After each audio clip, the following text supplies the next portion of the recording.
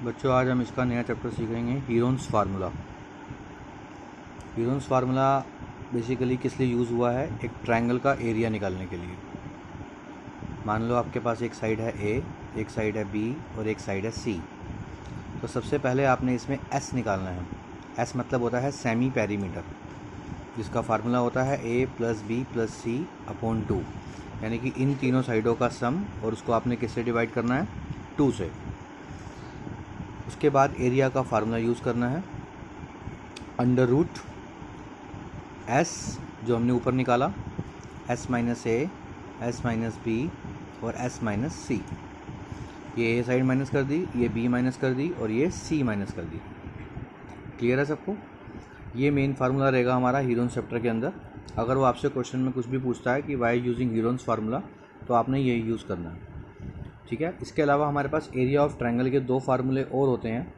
अगर हमारे पास कहीं पर एक 90 डिग्री यानी कि परपेंडिकुलर गिवन हो, तो हम इसमें ये भी यूज़ कर सकते हैं, half into base into height.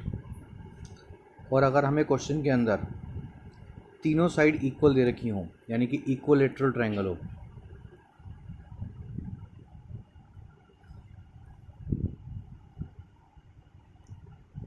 तो इक्वलेटरल ट्रायंगल का फार्मूला क्या होता है, मान लो इसकी तीनों साइड अगर ए हैं, इसमें ये हाइट थी और ये इसका बेस था, और अगर इक्वलेटरल गिवन होगा तो फार्मूला लग जाएगा √3/4 इंटू साइड का स्क्वायर। ये 3 फार्मूले होते हैं टोटल एरिया ऑफ ट्रायंगल निकालने के लिए। लेकिन आपके लिए जो मेन फार्मूला रहेगा कॉन्सेप्ट में, वो यही रहेगा ऊपर, हीरोन्स फार्मूला, ठीक है। अब मैं आपको एक एग्जांपल दे रहा हूँ फिलहाल क्वेश्चन के अंदर। जैसे मान लो हमारे पास एक ये ट्रायंगल है, जिसकी एक साइड हमारे पास 12, एक साइड 13 और 13, और एक साइड ले लेते हैं हम 5। ये 3 साइडें दे देती हैं, तीनों साइड अलग अलग हैं, तो इसको बोलते हैं हम स्केलन ट्रायंगल, इसकी तीनों साइड अलग अलग होती हैं। सबसे पहले आपको क्या निकालना है बेटा, एस। एस मतलब सेमी पेरीमीटर। तो 12 + 13 + 5 अपॉन 2। 12 + 13 हो गया आपके पास 25, 25 + 5 हो गया 30। तो यानी कि 30 अपॉन में 2 इज इक्वल टू कितना आ गया, 15। ये हमने क्या फाइंड आउट कर लिया, एस। इसके बाद अंडर रूट एस माइनस ए आप किसी को भी मान सकते हो तीनों साइडों में से, एस माइनस बी किसी को भी मान सकते हो, और एस माइनस सी। ये आपके पास तीनों फार्मूले बन गए, s minus a, s minus b, s minus c. Same दोबारा से अंडर रूट 15 का 15 आ जाएगा, मल्टीप्लाई 15 में से 12 माइनस करेंगे तो हमारे पास बचेगा 3। ऐसे ही 15 में से 13 को माइनस करेंगे तो हमारे पास बचेगा 2। 15 में से 5 को माइनस करेंगे तो हमारे पास बचेगा 10।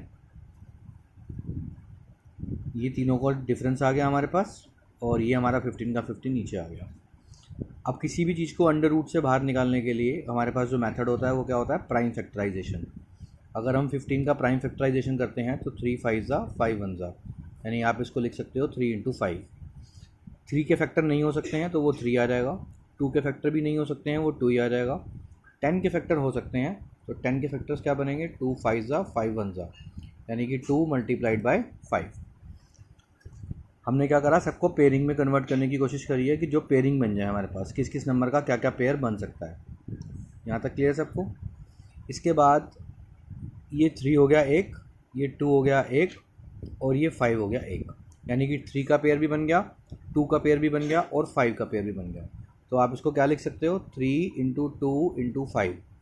5 3 ज़ा 15, 15 2 ज़ा 30। तो इसका आंसर आ गया 30 सेंटीमीटर स्क्वायर। कभी भी कोई एरिया हम लोग लास्ट में ख़त्म करते हैं तो उसमें सेंटीमीटर स्क्वायर आता है, और अगर क्वेश्चन मीटर में है तो वो मीटर स्क्वायर आता है। सिर्फ ये अंडर रूट से निकालने के लिए प्राइम फैक्टराइजेशन किया था, और मेन फार्मूला हीरोन्स का जो हमने पढ़ा है वो ये है। तो आपने इसकी एक्सरसाइज 10.1 दे रखी है आपकी बुक में बेटा, हीरोन्स फार्मूला के ऊपर, और पुरानी बुक में ये 12 चैप्टर था। तो जिनके पास जैसी बुक है उसके हिसाब से इसकी पहली एक्सरसाइज आप लोग सब कंप्लीट करेंगे।